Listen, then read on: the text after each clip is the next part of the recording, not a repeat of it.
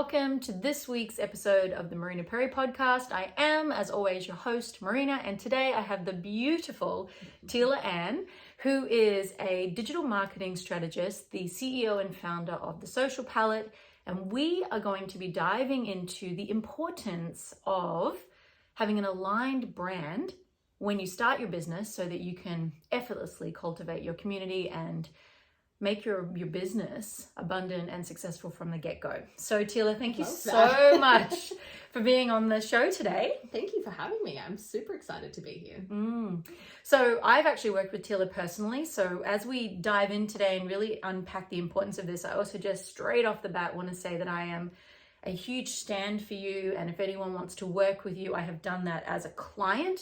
I have used you in the social media, what do you call that? Space. You've been a strategist and support for me and a mentor in the social media marketing space. And then also with one of my, the rebrand of my personal website. You did that. You did my website. I love it too. Hands down one of my favorite ones. If you have not yet been to marinaperry.com.au, go have a look. You need to go and check out the beauty that is that page and know that that was all Teila. And that we also, in doing that, worked on the rebranding of me, Marina Perry, and then the Whole Woman Way. So that was such a special experience, and you were so important in that. And I really felt supported creatively. I felt understood. And this is why I'm so excited about this conversation. But before we get into all things, aligned branding, first question, of course, is what is your animal that best represents or, your personality? I have been thinking about this because I had always picked some kind of cat, because as we know, I'm a cat person. Like a panther or like something sleek. But I feel like, that's a tough one. You've been thinking about this a long time. I have, and we're still not there. That's fabulous. We're still not there. I'm thinking something in like the chimpanzee family. Ooh, because I quite like that they're very like family oriented. They're often, especially in like, I think it's in the chimpanzee space, they're like matriarchs, like matriarchal, which I really love.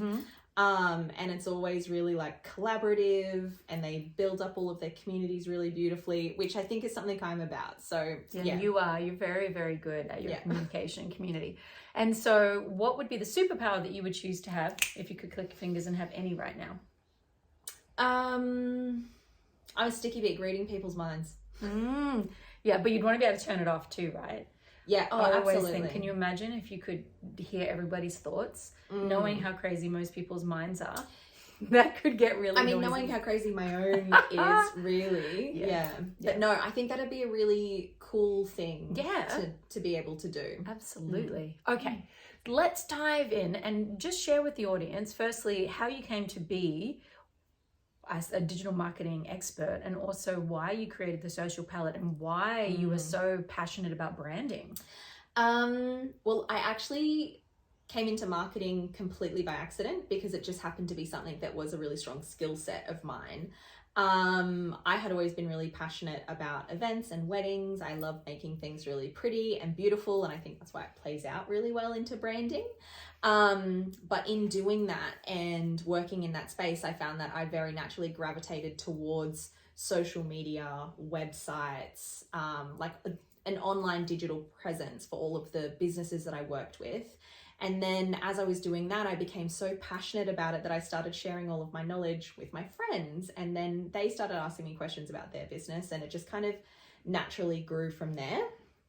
I did make a choice to go into working for a brand and marketing agency very, very briefly, but I just don't like the culture or how they communicate with clients and the kind of language that is used with their clients. And I think that's something across the board in the marketing industry.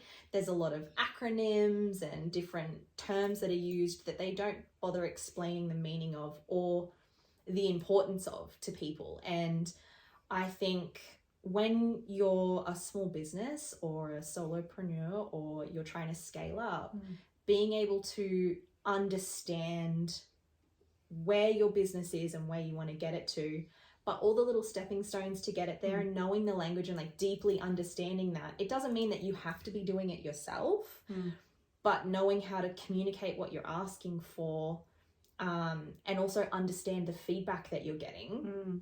I think that's really important. And I think that's something that a lot of marketing agencies skip over. They just kind of like send a report at the end of the month. They're like, this is what we're doing, you know, all the different acronyms, and people just look at the report and they're like, okay, like, cool. They don't understand it. And so I really wanted to change that. And so that's where the social palette came from. I actually had the name The Social Palette in my little notes app on my phone for about 4 years before I got it. But yeah, that's how she birthed and showed up in this universe. And so for those who are not yet familiar, and of course we'll link to everything in the show notes, the social palette does what for people? So many different things. So mainly what I do is a lot of coaching with people. So I found that became very naturally and instinctively what lights me up the most, and also what I think serves a lot of the businesses that come to me as well. And my goal is always that you don't need to have me forever. You love having me around, and that's why you pick me. So yeah, coaching in the digital marketing when you say coaching, space, what does that mean? Yeah, so it's different to the coaching I do. Yeah, very different to the coaching you do. So the coaching I do is more around teaching the lingo, teaching the language, showing how to find the information that you need, how to grow your business, how to identify any of the gaps that are actually in your business, recognizing the discrepancy between who you think your audience is and who your audience is, how to communicate with them, like where those gaps are, and then just how to show up online in a really authentic, beautiful, genuine way that people can connect with. Yeah, and so, you know, I feel like authenticity is something that gets spoken about in the online space and from a marketing perspective a lot, but why do you feel that is so critical? Because I know you do, you know, this, and why, first of all, how is alignment and authenticity different and or the same, just from a lingo standpoint? Because you talk about being an aligned brand, so that you can authentically. So I'm just curious for someone listening, well, is authenticity the same as alignment? You know, what do these two things mean? Yeah, that's a great question. I don't think I've ever actually outwardly expressed this before, so I love this. When I'm talking about being an aligned brand, what I'm kind of saying is, for yourself and your business, what aligns for you, what is true and real for you, and how you are presenting that, but also like the kinds of behind the scenes choices that you're making as well, the people that you're partnering with, the platforms that you're showing up on, all of those things. So I think, you know, internally how that aligns for you, versus creating an authentic business and showing up authentically, and that kind of translates in what your community is actually seeing of you and how much you're sharing. Because I don't think to be authentic you have to share absolutely everything all the time. I just think that you make aligned choices with how you're yes, right sharing. So would, for instance, because this is not a conversation we haven't had before, sometimes, you know, I'm happy to admit that I struggle to share things online because I might feel, why would someone want to see that? Or that seems really meh, like it's not valuable, or I'm not teaching something, because I have a strong archetype and background in teaching. And I know that in the past, you know, people have said, yeah, but if they see that part of your life, it's not that it's necessarily educational or even entertaining, but it builds connection, right? Yeah. And then, yes. And then from what you're saying, what I'm hearing you say there though, is that there's authenticity as in who I'm being, and the alignment is how much of it feels right to share. Yes. Or the alignment is where and when I feel in my truth, which is an ever-changing thing. Yeah. You know, I get to share. So that's cool. I understand that. And so then why is an aligned brand from the beginning so important? Because I know that's your big thing, and I've referred a number. I do a lot of business coaching and helping people take an idea and get it into something that can be monetized and scaled and has ascension models, and we work really well together. I refer a lot of my clients to you so that you can take that and make their websites and make it match up on a brand level, because I trust that you're going to honor the look, feel, taste, and touch like a living thing of that business. So what does aligned branding mean to you? Aligned branding for me really genuinely comes down to it being something that feels really good and true to self to be then sharing with people. I think the reason why I value it so much from the get-go is there is so much noise in literally every single industry. So really across any industry, there is always going to be someone else that is very similar to you, but not quite you. And so my thing with having like an aligned brand from the get-go means that when you're sharing what you choose to share, what your truth is, what works for you, what is alive in your business and how you want to be impacting the world, that then means that you are connecting with the people who are going to love you, advocate for you, and be evangelical about you from the very beginning. And what that means is you spend less money on marketing in the long term, because what you are doing is connecting with those people who are going to be so passionate and evangelical about you. They're going to tell everyone about you, and they're going to want to share everything about your business. So investing that time, energy, and money at the beginning saves you so much more in the long term. And it creates a whole lot more ease and removes the hustle of business, which I think, you know, in the wake of the last few years, we're all realizing we don't really love hustle. Yeah. Hustle is exhausting. Yeah. And so, it's just, I guess for someone listening who might be new to business, what I'm really hearing you say there is that when you drop into that alignment, it makes it clearer for your ideal, or I know the old, back when I first learned business, we talk about raving fans, the raving fans would find you more easily because you're very obviously being yourself. And that one, I think you're saying, yes, minimizes the hustle, minimizes the efforting, because you don't have to get louder or bigger. You can just quietly be you, and the right people will find you. But I also think it saves you time and money, because you're literally not wasting your life force energy, your time doing things that don't feel good or aren't aligned. Yeah. And when you're showing up as yourself, or as your business, like who your business genuinely is, because I'm also a believer that you are not your business. Your business is its own separate entity. You get to communicate and chat with and listen to your business about what it needs and what it requires.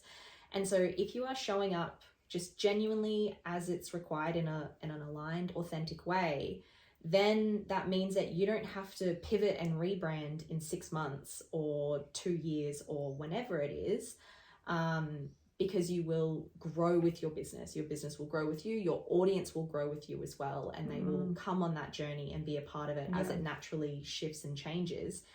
And you don't have to, sit down and have a look at your marketing plan and be like, oh, okay, I have to film 6 reels this week, and I have to post at this time and do this thing, and I have to talk about this topic. That doesn't feel good. And then if you're doing it from the start, where you're showing up as self, then that means people are relating to you straight away, and it just means it's just so much easier. It's easier to sustain because that's natural for you. Yes. Yeah. And so when you say your entity is a different being to you, which I agree, with, what about though for people who have a personal brand? So if they are, and I coach coaches, so having a lot of people leave our coaching certification and basically brand their businesses as themselves. And even I have elements where obviously the School of Growth is a different entity, and then I have the Marina Perry sides of things. From even my perspective, it feels more challenging to relate to my personal brand as something different than myself. And I have a long history of branded stuff. So I definitely prefer the brand stuff, because then it's like I get to do whatever I want, and then this entity definitely has its own thing. But I'm curious, like, how do you think that differs, and what's maybe an important distinction for people who are like, well, I am my brand because it's a personal brand. Do you think that's true or different? It really depends on the person. Like, it comes down to like person to person, what's going to work really well for them. If you are, I think it comes down to, let me find the right words for this. So there's the influential people who are showing up as themselves to influence you to live a life like them. And they're still a business, they're still a brand, but they're more like in the influential space. And I also am of the belief that everybody is influential and everyone gets to do it in any way that they want to. It's almost like they're a role model though. They're kind of saying, I am what you aspire to be like based on my habits, beliefs. Yeah. So through aspiration and role modeling, mimic or copy me. Yes. Yeah. Versus when it is, say, like for yourself, when it comes to Marina Perry, the Whole Woman Way, coaching coaches, separate to the School of Growth. For yourself, that's still the business of you, which is separate to you, the person. Yeah. And you still get to check in with and share how much of you, the person, gets shared with Marina Perry, the Whole Woman. And it really just comes down to personal choice. And I really honor anyone who wants to do that in any kind of way. But I would definitely say, and I don't know if you would agree with this, but it seems to me that the people who have, let's say, less inhibitions or more willingness to share more of their life online, it definitely does seem to me that as a result seems to, build a bigger community and generate a much bigger or stronger community in a brand. Is that your experience as well? Like even if they're sharing things that may not, in my perspective or your perspective, necessarily be educational or inspirational or even aspirational. It just is almost like that no like and trust seems to build their brand value. Is that true or not true? Yeah, I believe that's very true. I think there's a huge shift at the moment happening, and then in the next year, in the next 12 months, we're going to see a big shift in the kind of content that's coming out with platforms like TikTok and Instagram. So Instagram obviously being quite curated and TikTok being something that's a lot more personal. We've seen, since everyone had no choice but to be indoors a little bit for a while, that the kind of content that we want to relate to, that we want to allow into our space has shifted drastically. And we've seen now, since coming out of our houses again, that TikTok, even as a platform, has started to do more curated content. So what I mean by curated content is you can see that there was intention and drive. The reason the camera is on is to film this. Yeah. Not, I am living my life and I just am going to film it and share it with you, which I think is the two very different things, the types of influences that are around at the moment. So, and then that also differs again from how you want to show up as a brand separately. So over the next 12 months, I think we're going to see a really big shift into, this is how I'm living my life in a really beautiful, authentic, amazing way. And we have access to a camera that's just, or, our phone, whatever we have in our pockets. And this is what I'm sharing about my life because I'm already out on this adventure, on this hike. Is this kind of, would you say, the reel where it's like everything is content, what is that thing? How does it go? I've seen it. Everything is content. Everything is content. And I'm like, because I often get reminded like, I should just put on a time lapse as I do my morning meditation. Yes. That's all they need for a reel because, we'd have had many conversations where I'm like, Teila, social media is just evil and I don't have time for this shit. Yeah. And, I'm very open about the fact that I'm a private person by nature. Yes. Yeah. The majority of my actual career when I'm serving people has been face-to-face.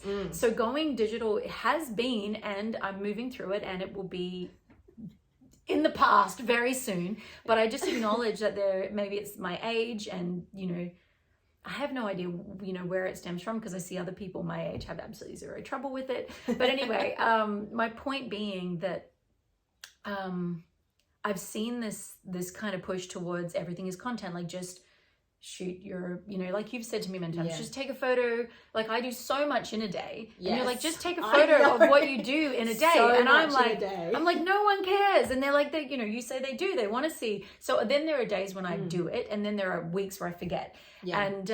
And so I'm curious, what do you think is the number one mistake small business owners, solopreneurs or, launchingpreneurs are making in the social media space before we get into branding? So in the social media space, I think the number one mistake that people are making is putting pressure on themselves to create. Cool. It is the perception that every piece of content that you do has to be very intentional. It doesn't necessarily have to do that. I want you to have fun. I think that's the point of social media. in my perspective. Anyway, I love it being fun. So yeah, take away the pressure to be creating content and just document your life. Yeah, that's huge. Did you say all of that just for me? Yeah. Okay. Now for everyone else, I'm like, oh, I feel like you've said this before. Now you said it as the number one mistake on my podcast, so that I have to hear it again. Thanks, Teila. I will write that down right now. Bit cheeky. Yeah. And yet I totally see that, because I will see reels and I'm like, oh, that's clever. Oh, how will I do that? And like I say to you, 90% of the time, if I'm really honest, it's like, I've got no makeup on. I can't be asked putting makeup on. Oh, I don't want to use a filter, because then people will think I'm using filters. But I really just want to use a filter. And this whole thing happens in my head. And then I'm like, oh, fuck it. Spiral happens. Yeah, then I'm like, fuck it. I'm not going to show up today. And you're not the only person that does that. Yeah. That is like, honestly, every single client that I have, in the first conversation that I have with them, I think that's the number one thing that they say is, I just don't know what to do, because I'm not creative. I can't create this. I can't create that. And I'm like, all you need to do is just document what is happening. Yeah. And in your businesses, in your brands, doing exactly the same thing. Like, I follow people on TikTok and all I do is watch them make soap and cut soap into bars. I actually follow a guy who cuts lawns. He mows lawns. And you just like watching him. Watching him. Have you seen that guy on Instagram? I think his reels, his editing is brilliant. The guy that teaches you how to fix the plants and how to grow plants from seeds, and then he even has a little hack thing where he teaches you how to clean things. Have you seen him? He's very animated. I'll send you. He's the same guy. I love it. And I'm constantly sending his stuff to people, because it's just genius. The guy's a genius. Well, I mean, I even watch someone who they just have a veggie garden in their backyard, and they're like, what am I harvesting today? And they just have a basket and they're cutting vegetables into the basket. And I'm like, this is great. I love it. Yeah, okay. So, Documenting my life. All right. Well, when you all start seeing very boring aspects of my life, you can send emails to Teila and tell her, no, wrong. Okay, so let's go to branding, because branding I can get behind. Social media, I'm a little like, it's like I'm a full toddler tantrum when it comes to socials. But branding, I have like a deep love for, because it is, for me, that's like we're the doula of someone's dream, and we're birthing a whole being, like you said. Like, you know, we have a container that we run through the School of Growth that's called Entity Identity, because it's like giving an identity to your entity. So I'm all about this. So about this. And yet I find so many entrepreneurs do come out vanilla at the beginning. They come out not feeling different. I think even with the coaches, they're like, how am I different? And like you said earlier, it's so valuable, and it takes time. But to really sit and marinate in, who do I want to serve? What's the message I really want to deliver? And have it all align. Yeah. So what would be the steps for someone out there who's like, okay, I'm either in business or I'm about to start my own business, and I want to get obviously they should reach out to you for aligned branding. But right now, if you were like, okay, these are the basic steps in a kind of 1, 2, 3, you need to be making sure that you think about these things. I can actually 100% give you a 1, 2, 3 because my process is 1, 2, 3. So let's hear it. We love it. So very first session that I do with anyone is I sit down and talk to them about who they feel like they want to be relating to. Who is it that you want to show up for? And I have a list of like 50 questions. So we sit through, we talk about it, and it is incredibly specific. So I don't mean I want people who are in Queensland between 15 and 25, and that's who I want to relate to. It's going to be ladies, whatever it is.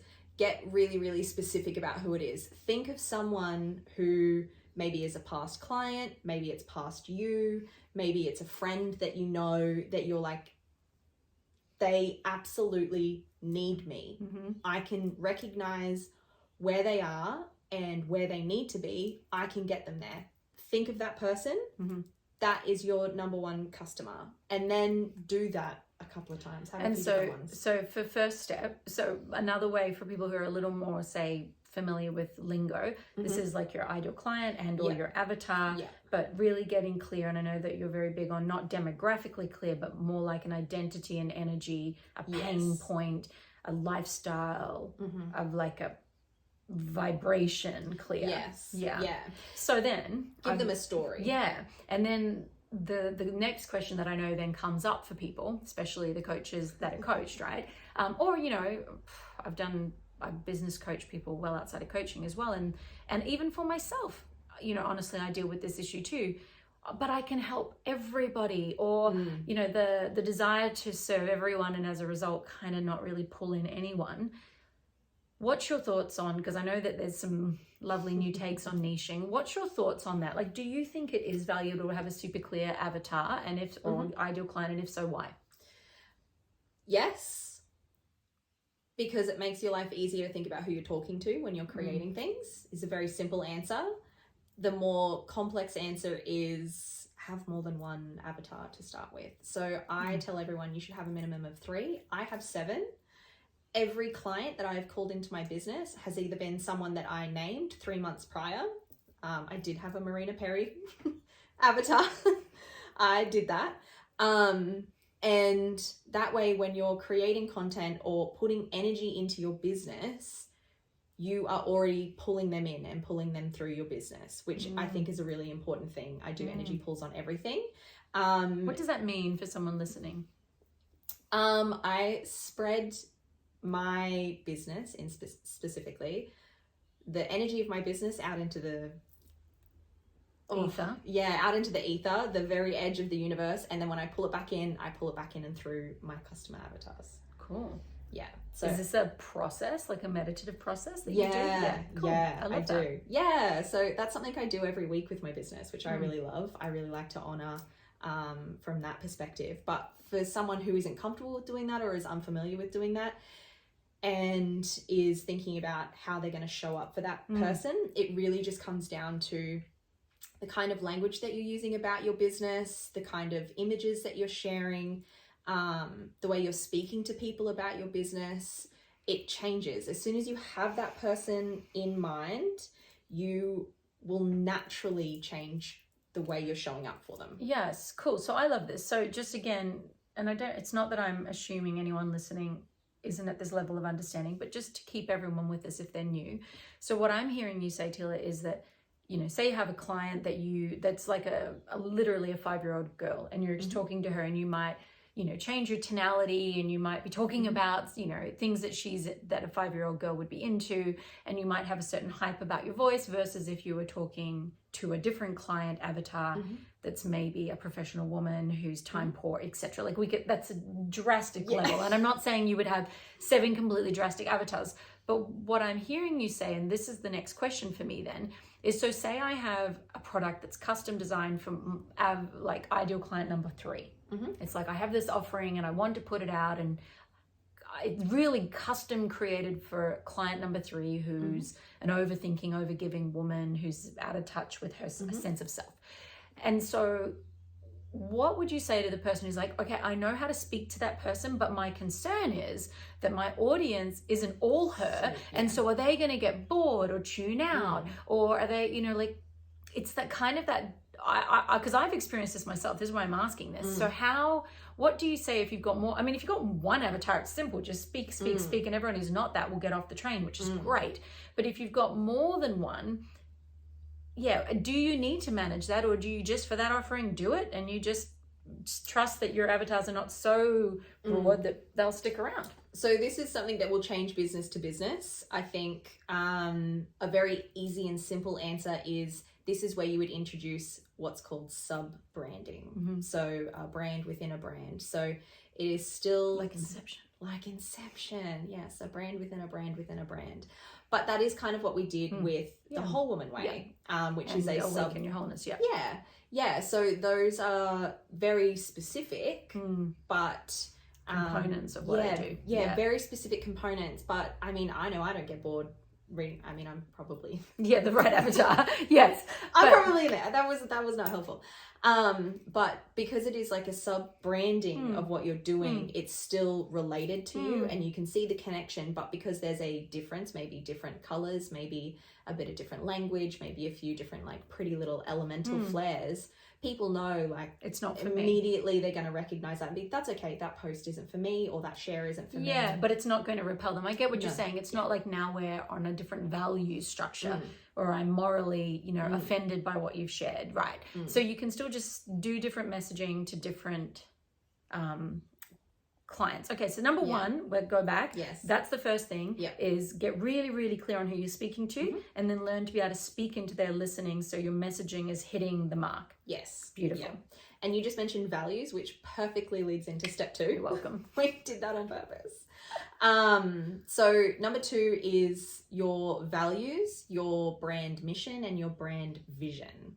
So you can do these for like yourself, the person, and also the brand and business. Being able to align on your values is, I think, one of the most important things to be doing. When you have done your customer avatars, you will also identify what their values are, and so you'll notice a little bit of repetitive nature through those. They will probably tie into what your personal values are and what your business values are. Being able to identify your values, and I think every business, brand, person, influencer, however you want to do it, should have at least 4 or 5, and not just a singular word. Give them a sentence, give it life, give it something that connects to your audience. Meaning like the contrast of, say, a value that's a word versus a value that's a sentence, just so someone can get the feel for that.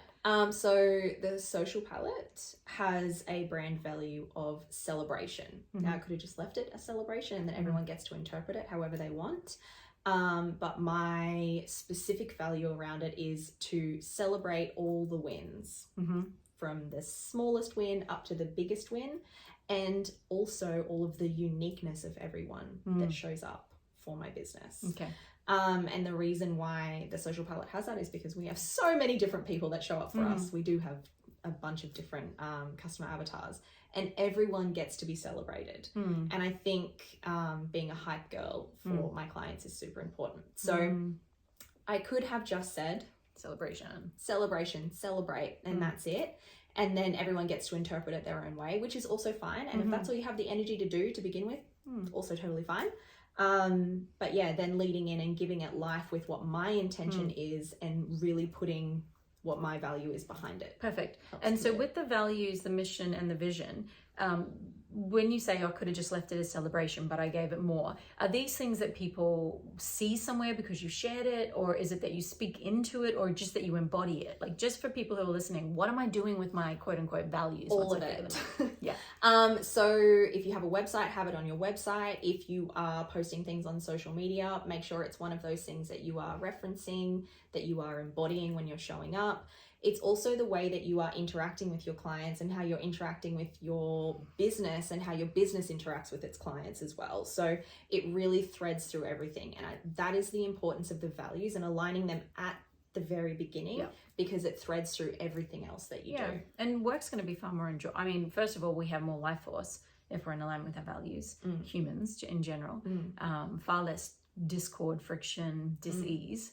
But also joy. Like, it's gonna, if you're living in alignment with your values, you feel lit up naturally. So I love that. And then mission and vision, we won't dive. I know that you would do them in depth with your clients, but just for clarity today, because the number of times I've been asked, what is the difference, Marina, between my vision and my mission? And I know that different people teach it differently even than I do. So what's your take on vision versus mission? So I would say a brand and business vision is something long-term that's generally pretty immovable. And then a brand vision is kind of like a SMART goal. You give yourself a time frame, you name exactly how many people you want to be touching, and how you're going to be doing it and why. So your brand vision is normally like one sentence, different to a tagline though, but a brand vision, one sentence or maybe 2 really strong sentences, and then a brand vision. Hang on, I think you said a vision or a mission? Because a vision. So the brand vision, one really strong sentence, maybe 2 if you need it, but a brand mission statement. Like a SMART goal is probably a small paragraph. I could have misheard it earlier, and I felt like you might have either said the same two, possibly, but just for clarity, vision, big picture, kind of star in the sky, guides you at night, and mission is how we're going to do it, what we're going to do. That's on the money for the way I like to do it too. So vision, mission, and then your values, and it kind of all really ties in together after you've talked about your customers. So that's step number 2. So step number 3 for aligned branding, what do they need to do? Start figuring out where you want to be showing up. So platform. Yep. Yeah. Yeah. So that doesn't, and like to say where you want to be showing up, that doesn't necessarily mean that you have to have a website, you have to have Facebook, Instagram, LinkedIn, TikTok, everything. It is taking a step back and having a look at very specifically, where are my people and what aligns with my values for where I want to be? How are they going to connect with me? And then when you're having a look at those spaces, then having a look at what your content pillars are. So that's something I talk about so much. I think content pillars are really important for people. Yeah, explain them to us. So content pillars, you can have as many or as few as you like. I think 4 is a good start for content pillars, and they are basically the cornerstone of the conversations that you have. They vary obviously for every single person, and they vary based on what your values are and also who your people are, and that is where the difference comes in. So like for your coaches that are saying, you know, how am I different? It's going to be your content pillars. What are the things that you're talking about? So one of my clients that I have at the moment, she is a PT, fabulous, amazing. There is a bajillion PTs. There's a lot of PTs out there. There's a lot of PTs out there. There's so many. Her difference is, she does a lot of like very big weights. She can, very strong, but also she's very passionate about womb health and how your cycle impacts how you weight train and how that impacts your performance and how your hormones go with things and how your eating ties in with all of that. And so her content pillars are obviously going to be very different to a male PT who is just a gym bro. But so for clarity, just for someone listening who's like, okay, I want to work on my pillars. So for her, does that mean that she talks about the like resistance training as a pillar, because that's a big belief of hers? So heavy weights, for instance, or the value of heavy weights. And then she also has a pillar about womb health. Is that what you're saying? And then she has a pillar about nutrition, or just for clarity? Yeah, okay. Because so I'm asking again because I often get confused with the pillar question, because again, I can talk about a lot of things, but when it comes down to content pillars, how do I bring that in? Is it like bringing little umbrellas over things? Yes. Yeah. So what, help me out, Teila. Well, here's an activity that everyone can do. Brain dump every single topic or title of a topic that you can possibly think of. That you know about or believe about or want to speak about. Yes, that you want to speak about. Just get a piece of paper, brain dump. Just do that for yourself. What you will then do, go through with a little highlighter. And I'm a very touch person. I like to physically do it. So if you want to do it in the notes app on your phone, if you just can speak it and it's fine, whatever way you want to, write it down. But then get a couple of different colored highlighters. Highlight where there's some that come together. What you'll notice is you'll end up clumping quite a few. And so these topics will come underneath the umbrella, and that will then be your content pillar. So could be hormone health, which would be a content. Physical health. Yeah, physical health. Nutrition, nutrition. Yeah. Or movement. She might have movement, womb health. Yeah, mental health is another one that she goes into. She also has a dog. So he is a content pillar for her. Yeah, cool. Because but is that the kind of thing, is that where, you know, you get to be quirky and unique? So if you're obsessed with something, you can kind of be a rep for that. Yes. Like fly your freak flag kind of thing. Yeah, go for it. And I think that really helps with also authentically showing up is if you know that underneath your branding, it's something that you love to talk about, even if it is not something specifically related to your business, you still get to show up with that. Like my cat appeared in all of my photo shoots. My cat has nothing to do with branding. My logo has a cat in it. So I have included Motley because I love her and she comes on all of my life adventures with me. She will not be helpful when it comes to your branding or your social media. She's not a helpful worker, but she's there. She's a little mascot. And so you know, she gets to be there. Yeah, people get to know you. Yeah. Yeah. Excellent. Okay, so they're the 3 things. So then getting clear on the platform you want to show up on, getting clear on the pillars you want to speak on, and then I guess like making sure all your actions run through those 3 filters, right? Yeah. Yeah. Yeah. Aligned action. Got it. Yeah. Okay. And so then what do you think is the biggest mistake new businesses are making around their branding in general? If they're not doing those 3 things, what are they doing that they need to stop doing, like right now? Copying someone else. Oh, I love that. Yeah. That's definitely stop doing that. Actually, though, you know, people aren't copying because they're copycats or what's the word? Plagiarism, right? They're copying because they think I need to be like them to be successful. Yes. Yeah, but I agree, you know, whilst imitation is the sincerest form of flattery, anyone being a mimic of someone else is a waste of their unique life force, right? Yes. And I think it's really easy to say, oh, I can see that they did it this way and that worked really well for them, so I'm going to do exactly the same thing. You are not the same person. You do not have the same business. You do not have the same audience. You get to adjust. And feel free to like take bits and pieces, but always pull it through with your own values, with your own customer avatars, and with your own content pillars.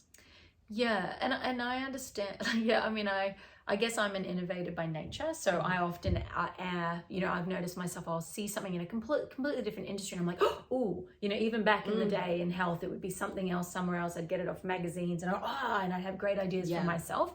And then other people in my life, not so much. It was literally a cut and paste situation. So be inspired by others. Yeah. So what about though when people don't know how to laterally shift a concept? It's not something I'm familiar with, but I just do know that there are people, you know, that I've seen in my life who just seem to lack that capability. So do you think for them, instead of copying and pasting, like I've literally seen them do, they need to, what do they need to do to make sure it's unique? Hire an expert. Okay, great. That's I'll just tell them that. Stop copying and pasting, get an expert. Yeah, just leverage.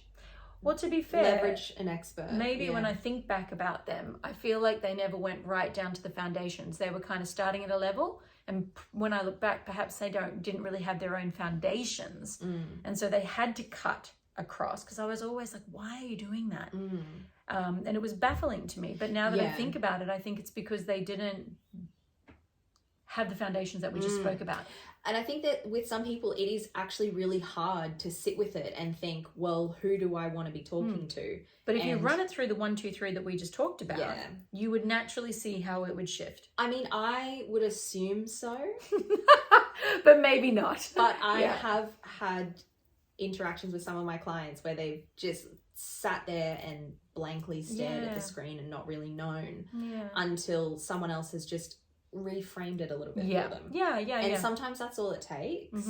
But yeah, I would say leverage the fact that you have an endless source of information at your fingertips and you can Google it. You can learn, You can learn. And if you are finding it really challenging to actually bring it down and create those really strong foundations, there are so many free resources. And there's so many people that have like free calls, and you can just call them. You don't necessarily always have to pay for an expert, although pay for an expert. Yeah, absolutely. Yeah, like pay people for their time. I truly do believe that. I mean, if your business is going to make money and you're going to charge people for whatever it is you're going to offer as a service or a product through your business, to me, getting it right from the get-go is a worthy investment. Like, you know, so definitely to reach out to someone like you and get guided through it, because sometimes we can be too close to see it for ourselves. Because I know when I do business and branding for other people, it's like, oh, it's so simple. It's this, and how can you not see it? Boom, boom, and it's just like, and then I can sit there like with my pen and paper going, you know, and then of course hits of inspiration. So I've learned for myself, particularly around my business, and you know, because it's also very often what's the word? Like it's an embodied transmission. It has to be when my system is alive with that information. If I'm like, oh, you need to create content about this now, it feels grindy and hard. But when the inspiration hits, I know now to stop everything. Even if it's 3:30 in the morning, I get up, 100%. Go to the toilet, I voice note it in, and I hit when the inspiration hits, because that's when it flows easily. Yeah. And I'm a huge advocate for that as well. Don't push it. What's that saying? Well, I know in pregnancy, for instance, if you try to push without the contractions, sort of, you know, the natural, it's like, it's not going to help. In fact, it's going to make things far worse. It's going to make things so much worse. And then it's also going to give you the ick about your own business. Yeah. Like, and we don't want the ick about our business. We don't want to get the ick. No one wants the ick. No one wants the ick. So just trust yourself that it will show up when it needs to show up. And if you need to ask a question or have someone reframe the question for, leverage that as well. And then one other question I wanted to ask about socials is, what's your thoughts when we hear, because I feel it's as confusing as, say, nutrition. You know, you can go online and people say, I mean, I have my own foundations in nutrition, but I can get why people are confused as heck around what to eat, how to eat, what works, what doesn't work, because everybody's contradicting everyone. And I feel like in the social media space, there's a little bit of that going on. You got to post on Reels. That's the only way you'll grow your thing. You need to, you know, post every day. You need to post 3 times a day. No, you only have to post once a week. In fact, it's better to post less. You need to do stories. Yes, if you're not using the hashtag, honestly. And then I just do tend to be like, oh, I can't do, you know, because the tendency then is if I can't do it right, I just won't do it. And, you know, I'll just give up. And so what in the now moment, knowing that this does change, I have learned that with socials, it can be one very thing quickly working at the time and then not. What right now do you think are the true tenets for the bare minimum to get the best possible result, if you know what I'm saying? Like, I'm sure we could do more for more, but what would get us a good go at the moment? What's working?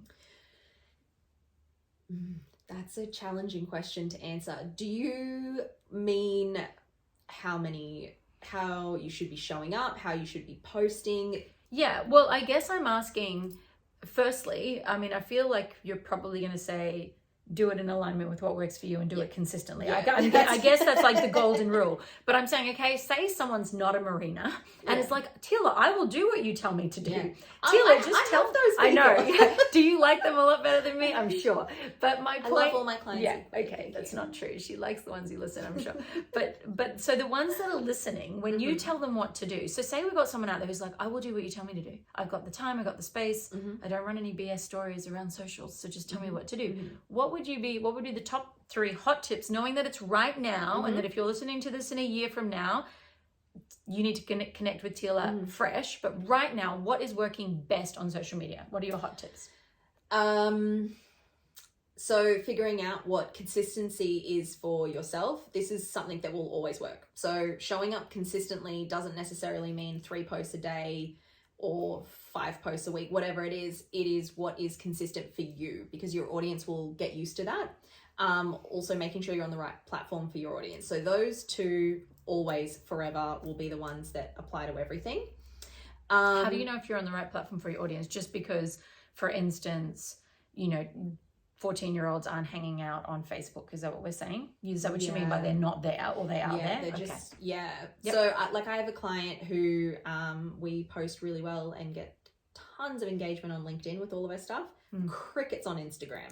And she's brilliant on all platforms, but it doesn't work. So her message lands on LinkedIn. Cool. So figuring out that space and figuring out what is consistent for you to be able to do, what is manageable for you, because if you push yourself beyond that, then you're going to do the thing where you don't show up for weeks at a time. I mean, who would do that, Teila? Like, that sounds terrible. Sounds like a story. Yeah. So those 2 always applicable. And that makes it really easy for when you are just documenting your life, then showing up consistently. What is working really well on social media at the moment and what is actually trending and changing, we are in the process of this change, is specifically this is what my life is visuals. So whether that's photos, reels, TikToks, whatever it is, I was going on this adventure anyway, and I'm bringing you along with me. I was going to try this new piece of fruit. I've never eaten it before, but I'm going to film it and show it to you anyway. That is the kind of content that is working quite a bit right now. So I'm making my bars of soap, I'm filming it and showing it to you. So whatever it is in your business, or, you know, you yourself are doing as your brand, just authentically showing that. So that's number 1, just the documentation side of things. Everything is content. Everything is content. Whatever you choose to share as content is content. Okay. Number 2, and this is something that works across everything as well, is repurposing your content. So if you did a really amazing story, like you got on Instagram, you filmed yourself, you chatted, and you're like, oh my gosh, I shared so many nuggets of gold. Save that story, turn the words that you shared into a caption, and then share that with an image. Repurpose your content. Just make it so easy for yourself. And that also takes the pressure off creation because you had that spark of creation. You got on and shared in your stories and you're like, great, amazing, done. Not done, just save it and reuse it. So you could also repurpose that as a IGTV or a reel if it was really short, possibly that kind of thing. Is that what you mean? Yeah, I mean, if there's a couple of sentences in there that you can just repurpose and as a reel, like definitely do that as for the shorter pieces, or an IGTV. Pop it up on YouTube, whatever platforms you're using, you can repurpose your content across them. And the other hot tip as well, which is something that I share with all of my clients, no matter what platform you're on, this works. Use and leverage the alt text on all of your images. So use and leverage the alt text. What does that mean? So when you go and have a look on your own Instagram, it's also on LinkedIn, Google My Business, not that they call it that anymore, Facebook, all the pages, your photos all have alt text or alternative text. Now in the alt text, it's normally just a description of the photo, whatever it is. Like it could be... How do you find this alt text? So if you were to open up your Instagram, I'm just gonna have to close my eyes and visualize this. Open up your Instagram, look at your own page, click on one of your own photos. There are 3 dots in the top right-hand corner to edit. And then when you're looking at the square, there will be a little button in the bottom left corner that says alt text, and you can click it, open it up, and this is where you would put your alt text. Oh, you put alt text in there. You put in your alt text. So it's not like it says. It is not. Not all. On some of the platforms, they automatically do alt text for you, but not all of them. But the reason why I tell all of my clients and everyone everywhere, leverage your alt text, is because when you put in alt text, you can describe the photo, which means you're being more inclusive if you've got someone who is visually impaired and they're using a screen reader, those kinds of things. So it's a nice thing to do. And number 2 is you can also then add in your caption and a whole bunch of your keywords. So alt text is normally massive. There's normally a very big space to put in there. And so that then boosts your SEO, which is search engine optimization. Because that's kind of like your keywords. So if you put your caption in there and any hashtags? Yeah, no. So not as hashtags, but just as the words or phrases themselves. Right. And do you have to punctuate it, or it can all just mush in together? It's just separate words?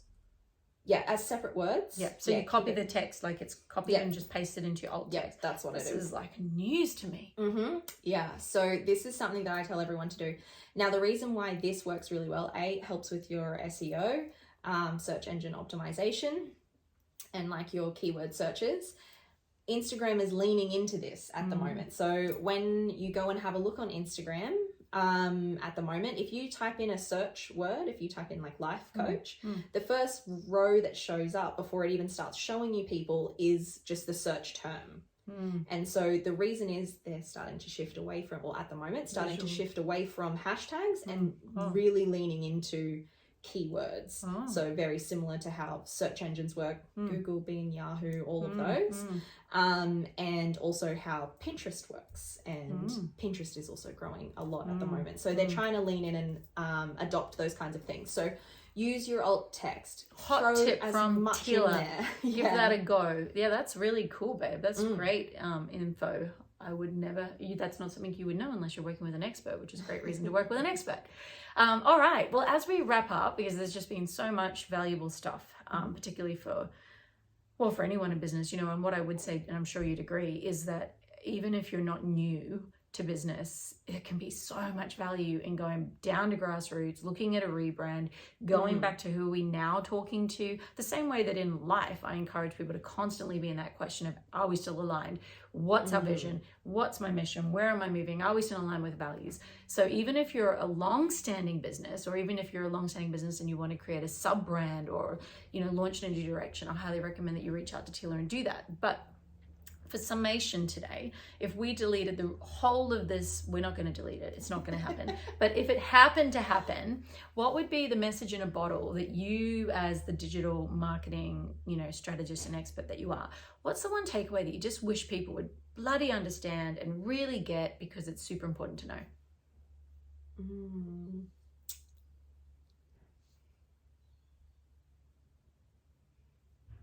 Understanding and connecting with your business is so much more than just speaking to an audience or showing up on a social media platform.